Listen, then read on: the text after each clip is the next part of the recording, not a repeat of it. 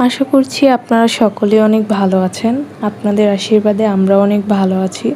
But আজকে আমি রান্না করব আমার প্রিয় মানুষের পছন্দে, তাই আপনাদের সাথে একটু শেয়ার করলাম। সে হচ্ছে ডিম দিয়ে ডাল অনেক বেশি পছন্দ করে এভাবে রান্না করলে।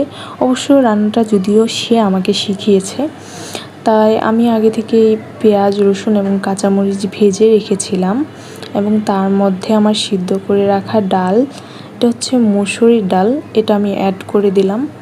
অ্যাড করে দেওয়ার পরে এটা একটু সুন্দর মতো আমি নেড়ে চেড়ে তারপরে আমার আগে থেকে ভেজে রাখা ডিম এর মধ্যে অ্যাড করে দেব। অ্যাড করে দেওয়ার পর এটা সুন্দর মতো আরেকটু নাড়তে হবে। নাড়াচাড়া হয়ে গেলে এখন আমি কিছুক্ষণের জন্য এটা ঢেকে দেব। ঢেকে দেওয়ার পর এই তো আমি আগে থেকে এখানে পটল এবং আলু ভেজে রেখেছিলাম। তারপর কিছুক্ষণ পরে ঢাকনা উঠিয়ে আমি আবার এটাকে সুন্দর মতো নেড়ে চেড়ে দেবো। এই খাবারটা যে আসলেই কত স্বাদ, আপনারাও আপনাদের প্রিয় মানুষকে খাওয়াতে পারেন এবং বাসায় ট্রাই করতে পারেন। অনেক সহজ, খুব তাড়াতাড়ি হয়। আর দেখুন আমার কী অবস্থা, আসলে প্রিয় মানুষের জন্য এটা কোনো ব্যাপার না।